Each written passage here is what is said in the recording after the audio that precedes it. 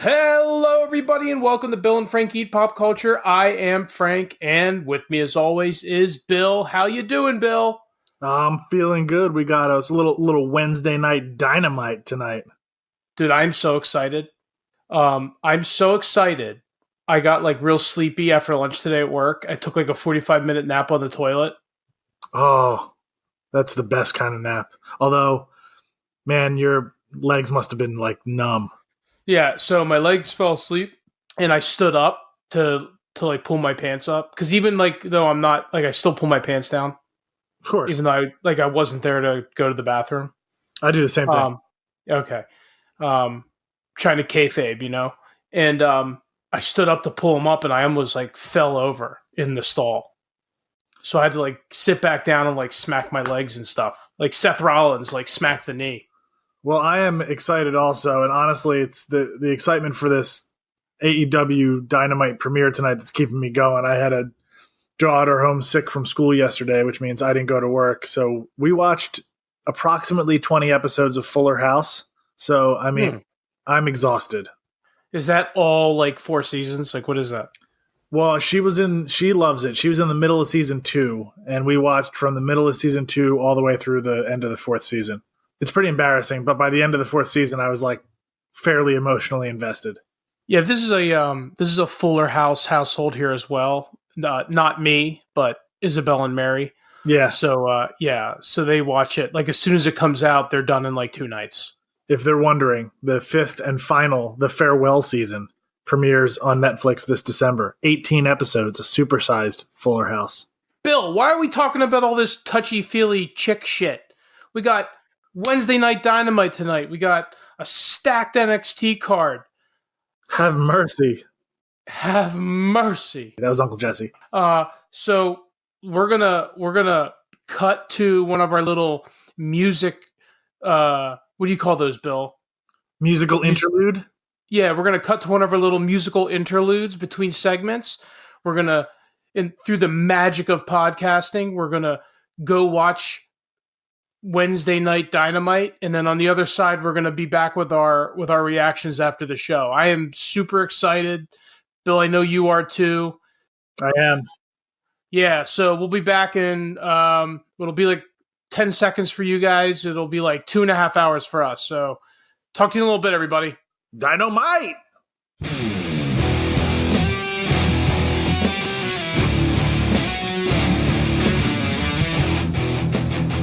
We the people. Swags. Well, not swags anymore, but Hags. Hags, yeah. looking like a Goliath, just dwarfing everybody in the ring.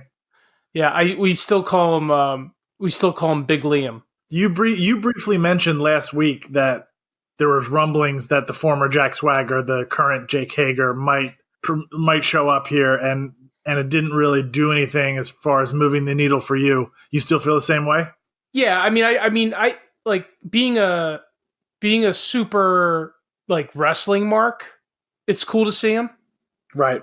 So for me, it's fun, but I just think on a greater, primetime national television segment, it doesn't move the needle. I mean, it's not like Lex Luger showing up to the first Nitro. No, the equivalent to that would have been somebody who we all assumed was under WWE contract. That would have been insane. If they managed to pull that off again, that would have been pretty amazing. And I got to be quite honest. Once Moxley popped up tonight, I figured we weren't going to see Swagger. I'm going to keep calling him Swagger. I think so. That's fine. That's where my brain goes. I'm in the same boat as you. It doesn't really do anything for me. It's cool. It's fine. Fine. But I got to admit, there's a pretty fucking over crowd reaction to him showing. I think the crowd was just maybe primed for some sort of surprise. But there was lots of there's a great reaction when he hit the ring, and then there was a lot of cutaways to people looking like they just shit their pants. So I mean, maybe me and you were kind of the minority. Yeah, I don't know. I mean, I kind of feel like the crowd was super fucking into everything tonight. Yeah, that's true. I mean, that crowd was hot. I mean, that crowd was up the entire Riho Nyla Rose match. They weren't so much into Brandon Cutler. Yeah, did something weird happen there? I think he got hurt and they ended that quickly. I feel like he like twisted his knee and they went home before they were supposed to. It might have, but actually what I think happened, and you could actually see a little bit on the live show, is the Jericho Cody beatdown went long. You could actually see the AEW official sort of pushing Jericho up the ramp, like, go, like, we're long, go. And then he was, I'm pretty sure he was supposed to cut a much longer promo than I'm the champion, and that's it. I think that whole segment they mistimed, which is going to happen. They're a new promotion. But I think that whole thing went a little long and probably cut into the MJF Cutler time.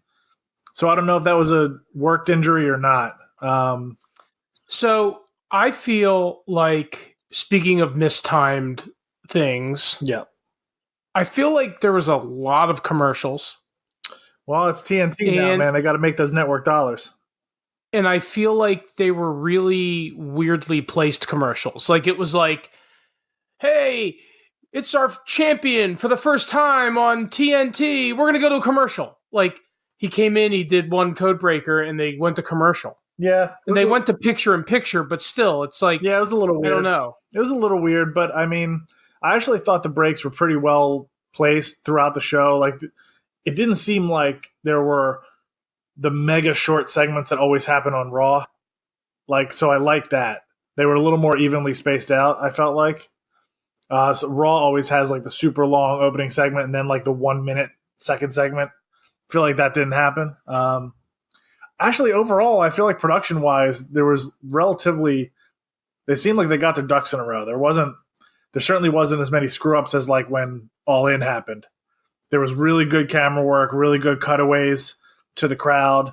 I feel like they didn't fuck anything up. But all of the storytelling was done in the ring. There was no backstage, right? No backstage or promo segments at all. I think that's on purpose for sure. And god damn, did they hit the win-loss record 1 billion times. They are really pushing that, which is what I want them to do. Yeah. All right. So like, let's overall thoughts. What is your first impression coming off? What's the first thing you thought? I thought it was solid. Yeah. I don't think it was like, rocket to the moon. Right. I think it was solid. I think it was high energy. The crowd was hot the entire show. Right. I thought it was weird at first. I thought the opening match, Cody and Sammy Guevara, was weird at first. But it got good though. But it got good, yeah. And Cody coming out all juiced to start the show, it made sense. Yep, sure did. But yeah, I mean, overall I'd say it was pretty good. I mean, here we are now. We've had our first show. Kenny Omega still really hasn't done anything. Yep. Except take a sick spot through a fucking glass table. Right. And I don't know. They're really playing that angle of Kenny's mental breakdown. Yep, Kenny left his heart in Japan, which I fucking love. Yeah. Like that's gonna make Kenny super interesting to me. But yeah, I mean, overall, I thought it was good. It leaves me wanting more. I guess I'm just a little. Overall, I'd say I'm a little concerned that like.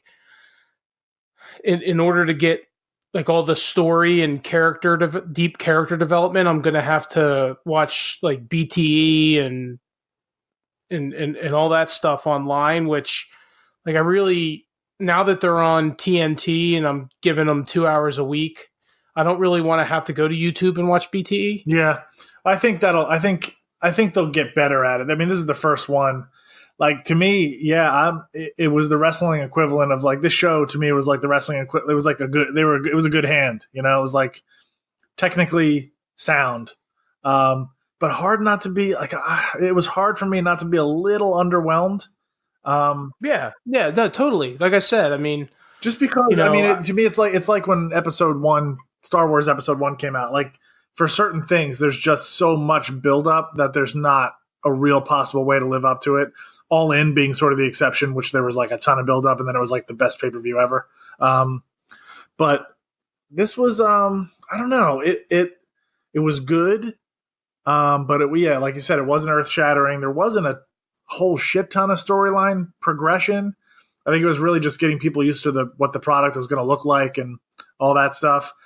What surprised me the most, though, was like I expected at least one like really great 4-star plus match, and there kind of wasn't.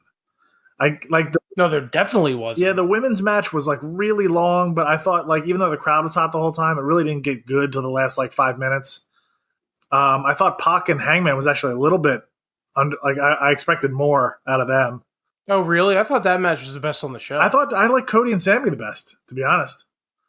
And then like, the tag match at the end was more of like, it wasn't really a match. It was like several angles. There was the Moxley Omega angle, and then the Swagger Hager interference at the end. Which I thought the end was actually pretty good. I liked it.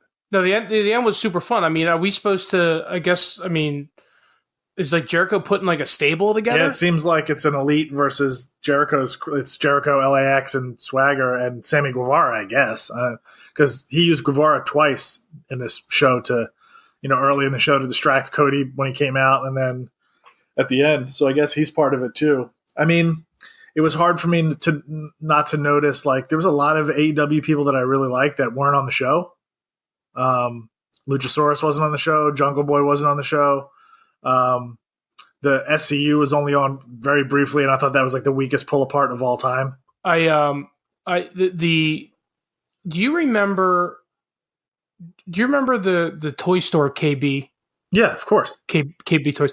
Remember they sold those punchy balloons? Yeah.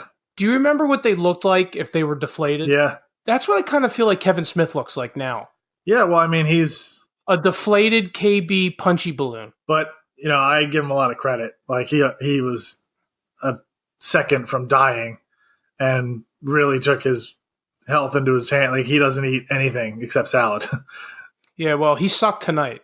That was, well, I mean, that's not, I don't know if that's his fault. I thought Jay was even worse. That whole segment was just bad. It was like, that was the only segment on the show. The only segment on the show that looked like a WWE knockoff. The celebrity, like, they don't need to do the celebrity placement and that shit. That seemed so out of place. Private Party did look like they didn't know what they were doing, and then they just sort of walked away. It was really no, they got thrown out by and they didn't explain it. I feel like JR and they didn't explain what happened. Yeah, JR just like quickly transitioned to talking and about. Helico and Jack Evans showed up and started screaming. And, yeah, it was odd. And then Private Party showed up and then got thrown out by the security guard. I was like, what the fuck is happening? You and I are like two of the biggest Kevin Smith marks on the planet. And that was by far the worst segment on the show, like by a country mile. Yeah, I would say ringside appearances at wrestling shows are not Kevin's strong point. No, although Kevin was fine. He promoted the movie and said, like, hey, what are these guys doing out? He did okay. He did his part. Then I think it just went off the rails and no one seemed to know what to do. That was the only time I feel like nobody knew what to do. You know what? I also want to bring up, too, I liked the opening video. I liked the little color gimmick they got going on. Yeah, me too, yeah. But I don't know. I think I would have gone right from the opening video to Cody's entrance and then hit the rest of the matches and do the opening on camera with the announcers after. I didn't like there's so much excitement leading into this, and they open with like a really long announcer on camera, run down the matches, then go right to a video package. I didn't love it. I thought it was a little like, I feel like that's like episode 5. Yeah, I was amped for something like right off the bat. And then like WWE always does opening on camera and then a long promo segment. And like, this wasn't that, but I really wanted them to open with just like action right away. Although I popped super hard to see Tony Schiavone. Yeah, seeing Tony was arguably the best part of the whole show. I loved. Yeah, I know. I love seeing him in the booth, the 3-man table, and then I love that he's doing the interviews at the stage. Like, that's so Nitro, which I I do like the little nods to the tradition. I think they need to shut up about WCW like while matches are happening. Yeah, I was kind of surprised by that. Yeah, when he brought up like, oh, in 1995, our first match was Jushin Liger versus Brian Pillman. Like, I get it. They need to nod the tradition. Like, it was TNT back then. It's TNT now. I get it. It seemed like they tried to take the best elements, the elements of Nitro that people really remember well, and use them, like the interviews at the stage, like not going backstage. That's all well and good, but I don't think we don't need to draw too many comparisons because, after all, Nitro fucking didn't work. Like, it did for a while, and then it just most people remember is how friggin' bad it got. So I don't know. Yeah, but Nitro didn't. But Nitro didn't fall apart because of the talent. No. Nitro fell apart because of how it was run, and part of that is the talent. It fell apart because the talent all had. It fell apart because the talent had the pencil, and right. You know, But I think we need to very subtly nod to tradition and not so overtly do it. That's just me though. That's personal opinion. There was a bunch of people I saw on Twitter that really liked it. So that's just, what I think. It didn't bother me, but I could also do without it completely. I really this is gonna. I went on Twitter as the show was happening, and it was the usual cesspool. There's the hardcore AEW anti-WWE people that are going to like it no matter what AEW puts out there. And then there's the hardcore WWE people that literally 3 minutes into Dynamite were like, this show sucks, NXT's better, which is retarded. But honestly, I don't know. I think I enjoyed last week's episode of NXT more than I enjoyed this. I think maybe just because my expectations were too high. I'm not sure. Yeah, but I think it was one of those impossible gambits. Yeah, I agree. Yeah, you're probably right. There's no way to live up to it. I mean, unless like CM Punk came back, I mean, nothing was going to happen that was going to meet these expectations. I'm also excited to watch NXT though. I watched AEW live tonight. I know you did too. I'll probably watch NXT tomorrow. Yeah, me too. I heard the title match. Yeah, from what I've heard, the show is pretty good. So. Well, I mean, Cole and Riddle are going to put on a good. That's going to. Oh, absolutely. I mean, it would be. I'll cut my foot off if they don't. This is going to be an interesting little Wednesday night rivalry. I'm really curious to see what. Like the ratings for AEW tonight are probably going to be really strong because it's its premiere. But NXT drew really well last Wednesday. So that's going to be an interesting little, subplot in the whole thing we got going on here. So that was tonight. What'd you think about the season premiere of Raw?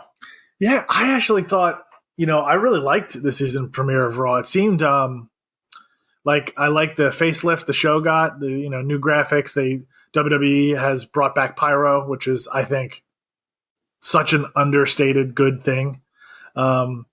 Beginning of the show, Pyro, ring entrance Pyro, it's all back, which is really cool, I think. And then it just felt it felt fresh. There was fresh people being pushed, fresh segments. It looks like, there's going to be a clear line drawn between the brands again because they're on opposing networks, which there kind of has to be, I don't think there's going to be that many people floating back and forth anymore. And this felt, I don't know, it felt good. I really liked I thought it was excellent use of Hogan and Flair. They were fun. Yeah, I thought the in-ring stuff was funny. Flair was funny. Even though I hate the stupid Crown Jewel Saudi Arabia pay-per-view. When they announced that, I think I immediately tweeted, Crown Jewel already sounds like a piece of shit. Yeah, but I mean, I don't mind Rollins and Orton at odds. And that feels fresh to me. And then I loved Rusev being in the main event angle. What's up with his weird bicep? I don't know. He looks like he lost a lot of weight too. But did you notice his weird bicep? Yeah. Well, did he tear his bicep? Oh. Okay, that explains it. And then it's so weird. I can't look at it. I could feel something coming. Like they had an interview with him earlier in the show where he was like, "I don't want to talk about my problems at home."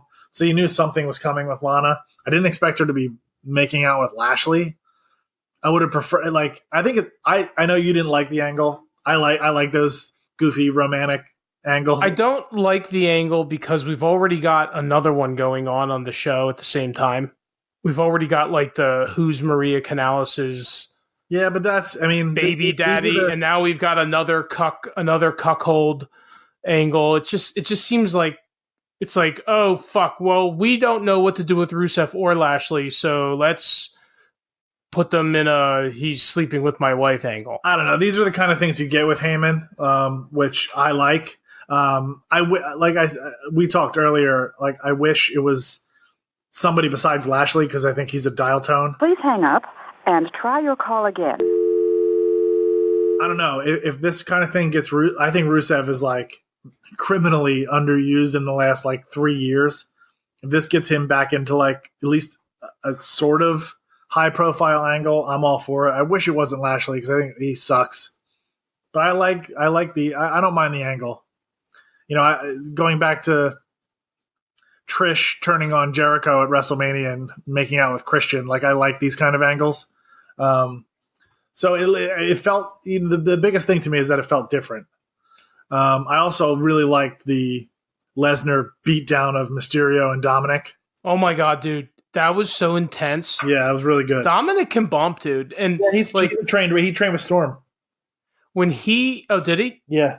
Oh, I didn't realize that. When Lesnar picks him up and throws him over the barricade, oh my god, that was fucking awesome. It was surprising, yeah, because I kind of, part of me was like, oh, because I really was sort of looking forward to Mysterio and Rollins, because it was such a fresh new matchup. But I ended up liking where it all ended up. You know, you had the Lashley Lana, for lack of a better term, surprise, and then the Fiend attacking Rollins, which was, the Fiend is so over as like a, I don't know, like they're not really reacting to him like babyface-ish, they're just reacting to him like a star, which is great. They're going to put the belt on him. I think so too. And I think it's going to be a squash. Like, it might be a long squash, but I don't think Rollins is even going to get any offense in.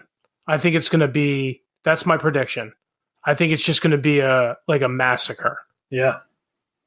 So, I mean, I think it was pretty good. I think it reset a bunch of angles. There's still some confusing things, like, you know, I don't, what is The Miz now? Like, I don't understand what they're doing with him. He's just sort of just like a glorified host at this point.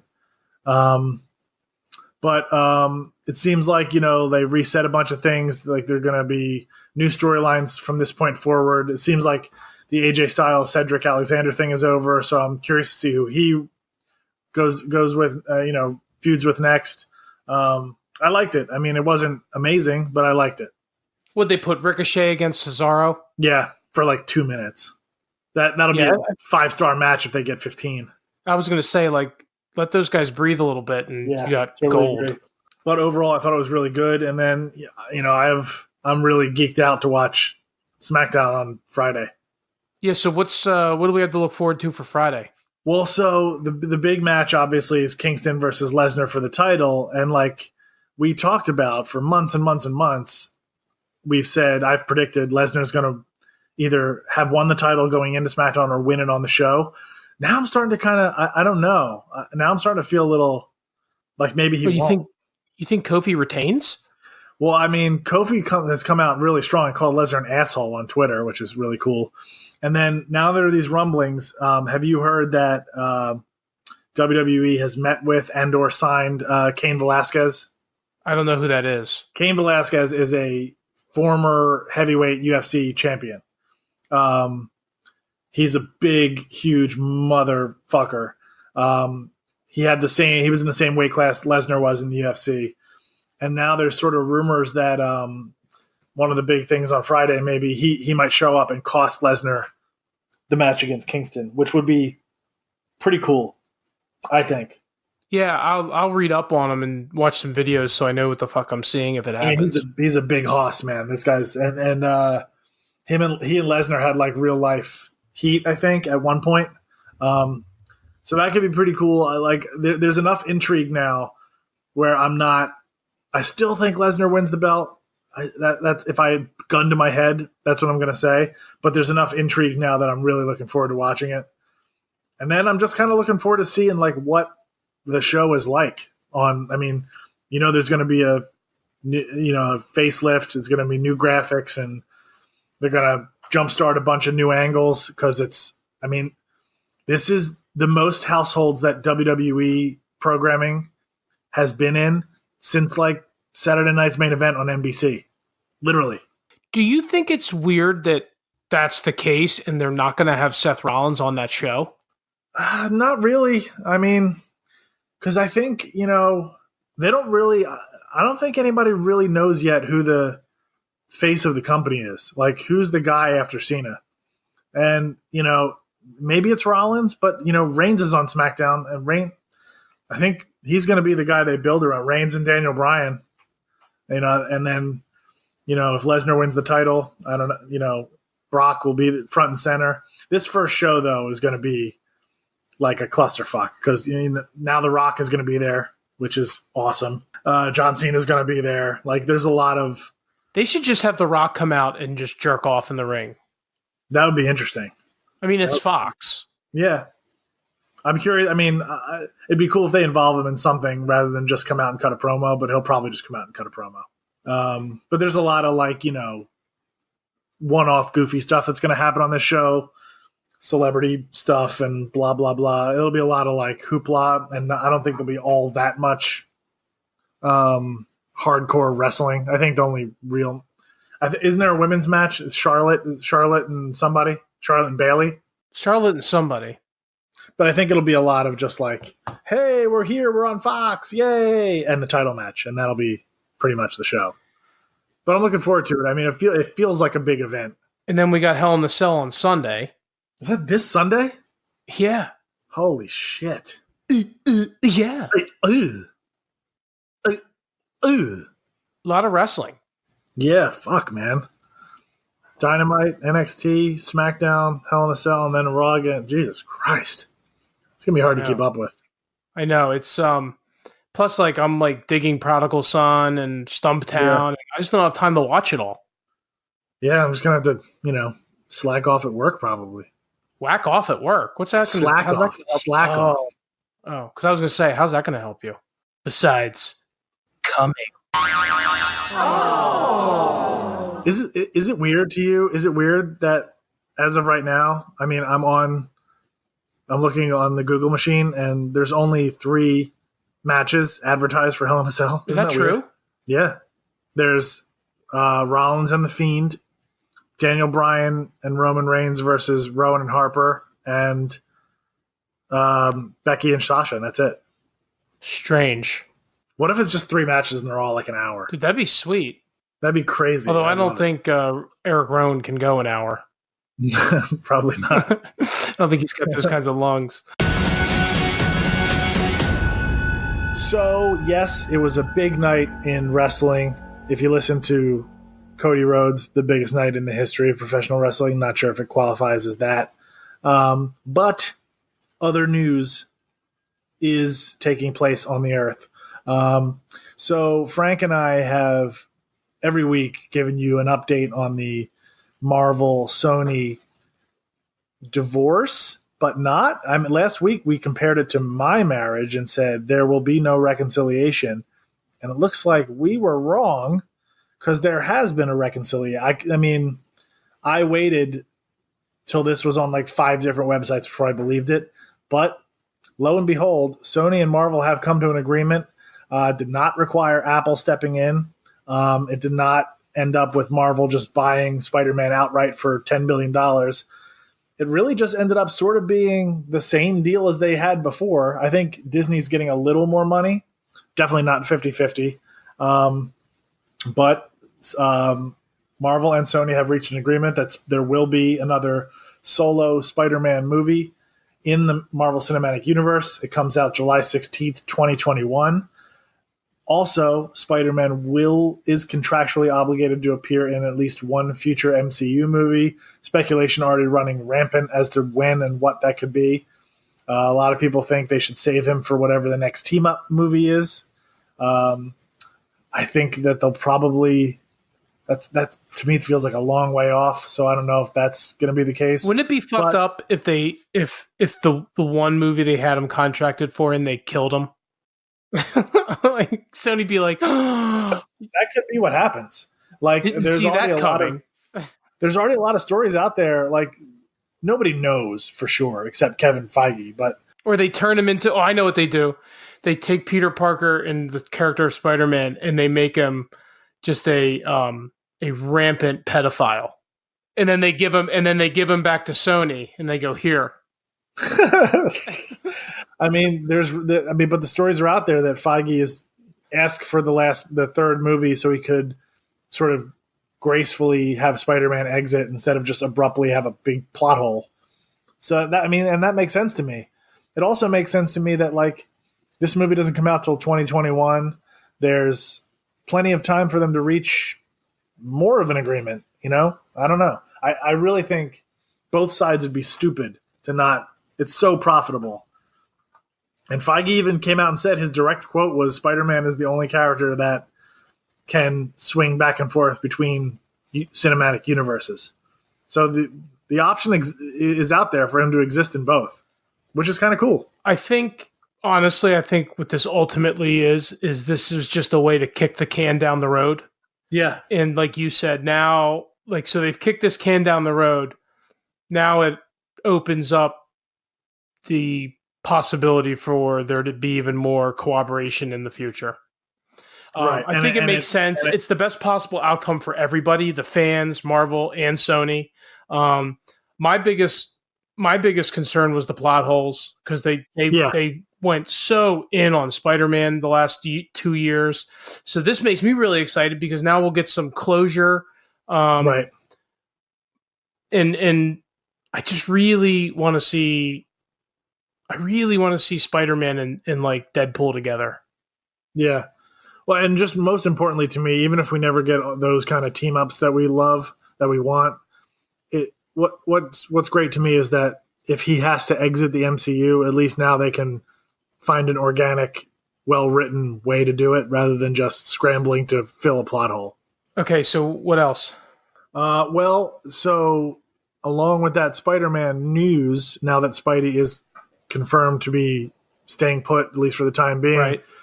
There are rumors that in the next movie, Spider-Man will need a lawyer, and that lawyer will be played by none other than Charlie Cox, a.k.a. Your Matt Murdock. Thoughts? I love it. I mean, why not? Right. This is... I mean, the sooner they can bring the Netflix people into the MCU, the better. Why not? Like, everybody loved the Netflix shows. Everybody loved the casting, except for Iron Fist and the Defenders. But everybody loved Charlie Cox. If Spider-Man needs a lawyer, if it was the comic books, it would be Matt Murdock. Yeah. I feel like you would have to go out of your way to set him up with a lawyer and it not be Matt Murdock. So that's a good point. It's just like it. I love it. I love that they're doing it. I really enjoyed the Netflix shows, but the one thing that really fucking bothered me about them was that they did everything they could to avoid any sort of tie-in to what was going on in the MCU. Yeah. And I know some people are like, oh, well, I'd like that. That didn't bother me. Oh, well, they had street level. Yeah, it's street level, and oh, well, it's the timing of production. It just didn't work. It's like, okay, shut up. Listen. It's like just all you had to do was like just mention shit more. And they didn't even do that. So yeah, I'm super excited about it. And then I think they also mentioned that they're going to put Bernthal in the movies as well, right? Yeah. I think he's actually probably the highest priority as far as the Netflix people, which you're not going to get an argument from me. I thought he was fucking amazing. Agreed. I mean, it's like the Punisher we've always wanted on the screen. Yeah. Punisher's a tricky one though. Like I'm trying to figure out like where the best spot would be for him to sort of enter. And I don't know what it is. Honestly, it's probably Spider-Man. But I'm not sure. Maybe Blade that could be a entry point. Really, they could post credit him in anywhere. But I'm trying to think of what's the most organic sort of way to bring him in. Yeah, but do we want a PG Punisher? No, but Blade. The rumor is that Blade is R. Does he make sense in Blade though? Well, it's like a New York based, well, I mean, at least it has been a New York based hero. So that makes sense. It doesn't sort of make, I mean, hunting vampires would be as far from Frank Castle's, I guess you can imagine. He doesn't really. That's what I'm saying. He's not really. I guess. Yeah, but I mean, I don't know. I guess at some point he's going to have to sort of interact with some of the more fantastical elements of this stuff. So might as well.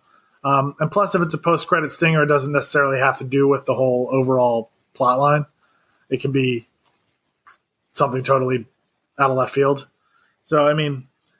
That's sort of but I mean, Blade's a ways off. I'm not sure, but of the Phase 4 movies, I'm not sure what makes. I mean, it could be something as early as Black Widow. I guess. Ooh, could they? How could they make that work? I don't know. Only because Black Widow is a grounded hero, and if any part of that takes place in the present day, like the news broke today that William Hurt is in the movie as Thunderbolt Ross. And a lot of people are sort of conjecturing that he's going to be in the post credits where Helena Belova becomes the new Black Widow in present day. I mean, that I guess you could stick him in there somewhere. I don't know. But certainly it doesn't make sense for Punisher to show up in like Eternals or Thor, really. I guess Doctor Strange is technically in New York, so that could happen. I feel like again, that movie is already going to be a fucking packed. Yeah. Yeah. So I don't know where in Phase 4 he fits. So that's why I was looking forward to Phase 5, where we don't really know know for sure what movies are in it, but Black Panther 2 is likely. Captain Marvel 2 is likely. I don't see him fitting either of those places. Blade seemed like the most logical, even though it's not that logical. So I don't know. Well, you know where my erection has been getting its juice from? Oh boy. The Joker coming out this weekend. Oh, can't wait. When are you going? Sunday. Yeah, I think I'm going to go Sunday too. Sunday or Monday, I'm not sure. I got to coach flag football and then I'm going to go. But I am like so excited to see this movie. I'm a little nervous. Because like I've seen people on Twitter, like I'm still trying to contemplate what I just saw, which I like. Yeah, it's intriguing. I like that too, and I'm like, whoo! But like people said the same thing when they walked out of Midsommar, So, right. So it's like I don't know what I'm walking into, and but I'm excited about it. And there's been a lot of I don't know what word would you use, Bill? Yeah, well, bullshit. The word that everybody's using is controversy. But I have a huge boner for this movie too, and what's threatening to deflate my boner, to cock block me, is I want to be sensitive, because I know it's the survivors of the Aurora movie theater shooting that first made news saying like, hey, we shouldn't glorify violence. In their defense, they're not asking for anybody to boycott the movie, and so that's good.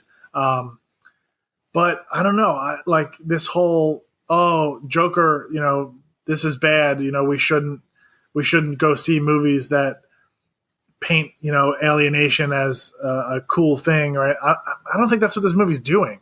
I mean, I think it's just a comic book movie. Like people are saying like, but they're glorifying violence. Like, and Todd Phillips, the director, is like, I don't understand. Like, because my guy's dressed as a clown and he's technically a quote unquote villain, I'm glorifying violence, but John Wick Chapter 3 is just a hero and he kills like 6 million people and it's fine. Like, and he's got a great point. It's absurd. It makes zero sense. People need to just kind of, sometimes, there's so much good word of mouth and positive buzz and people talking about it like it's a masterpiece that people just have to be contrarian for no reason at all. Like, I don't know. Joaquin Phoenix his answer was the best. He was like, yeah, it's a movie, and, it's kind of our job as art to sort of hold a mirror up to the world. And this is kind of where we're at. Like, we're not making any sort of statement. We're just telling a story. That's it. Yeah, I mean, it's not like if this movie doesn't come out this weekend, Right. mental illness will disappear from the world, right? Yeah, exactly. And listen, you know what? Yes, it's very likely that somebody could go see this movie and come up with some crazy idea to do something stupid. Just like what's his fucking name? Hinckley went and saw Taxi Driver and then decided to shoot the president, right? Yeah. But if it's not this movie, for whoever that nut job is, it'll be some other movie. That guy is going to find a reason. Exactly. It'll be a song or a video game or something he sees on TV or a different movie or somebody will look at him wrong in a friggin' grocery store. I hate it when we we complain about there being an oversaturation of superhero movies. Yeah.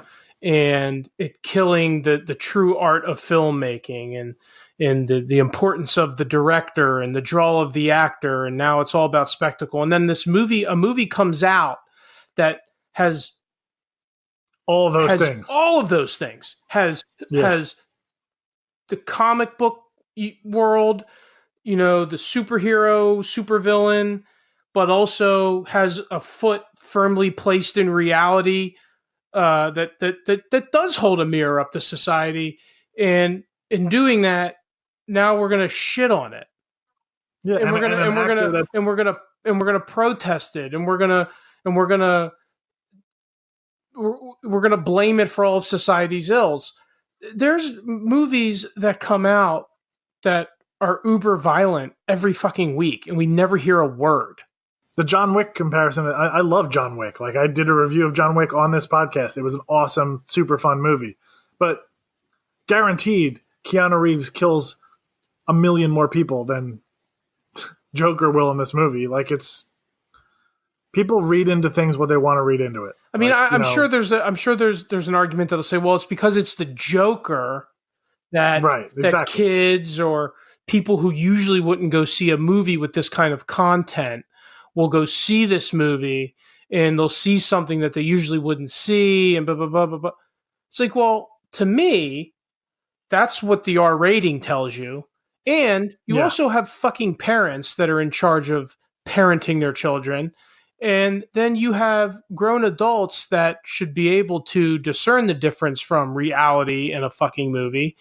And like I said before, if they can't, if it's not this movie, it's going to be another movie.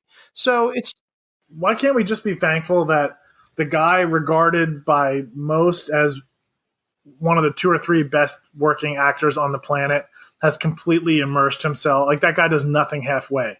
Why can't we just be happy that this guy's playing the Joker and we get to go watch it? Exactly. Right. Yeah. Huzzah. Huzzah.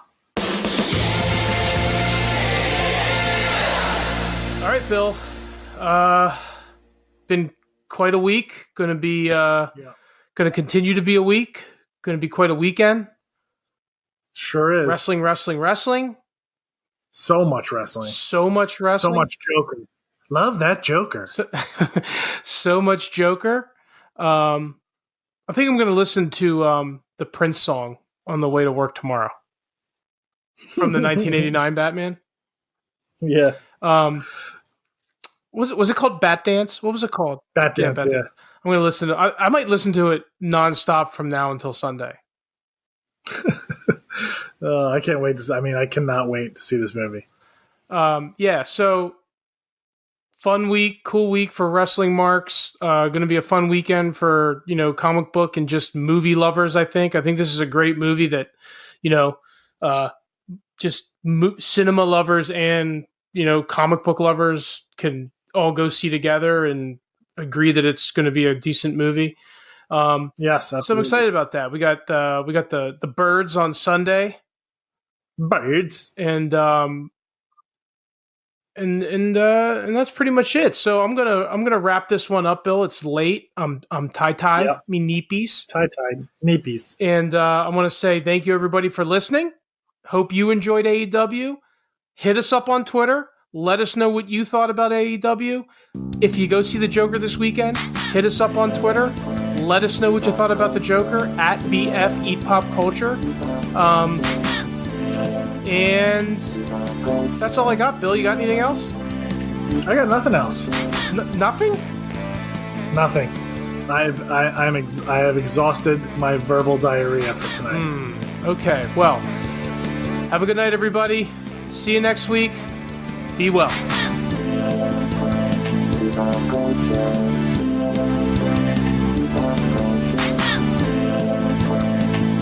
Culture.